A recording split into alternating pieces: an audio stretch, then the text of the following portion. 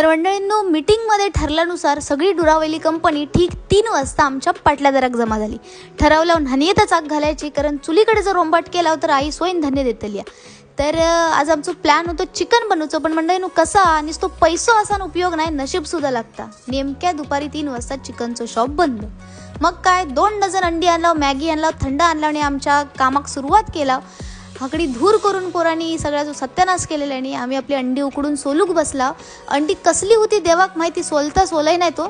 त्याच्यानंतर हकडी मॅगीसुद्धा फोडण्यात घातलंय आणि मंडळी अशी गरगरावून मॅगी आमची शिजलेली असा आणि हकडी तेवसं बसाचो पण सोय करू होई. त्याच्यामुळे आमचा पुगीन अख्ख्या टेरेस झाडून काढलाय. तेवसा हकडी आमचा खानापिना रेडी झालेला. मस्तपैकी ताट सजवून आमचं सोमो घेऊन गेलो टोप गच्चीवर आमची सगळी सभा भरली आणि चांदवडाच्या पानांवर आमची मॅगी, अंडी आणि थंडाचे बाटले, अशा प्रकारे आमचं पार्टीचो बेत सक्सेसफुली वर्कआउट झालेलो असा.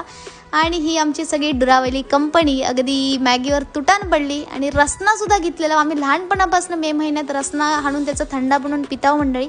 तर ही अशी आमची नंतर मैफिल रंगली. तर मंडळींनो, हे जे दिवस आहेत ना कोकणातले, ते तुम्ही विचार करून सुद्धा विसरा नाही शकत हो. अगदी खूप साऱ्या आठवणी देऊन जातात. संध्याकाळी 7 वाजता चेडू मुंबईत जाऊक निघाला, कारण 2 दिवसाची सुट्टी काढलेली होती आणि माझे 2 दिवस संपलेले होते. तर अख्ख्या डुरावेला कंपनीक बाय केलं आहे आणि कणकवलीच्या दिशेने निघालं आहे. कणकवली स्टेशन का उतारलं आहे आणि मंडळी आंब्याची पेटी टापरी घेऊन कपाळावर घेतलं आहे आणि ट्रेनसाठी वरती गेलं आहे.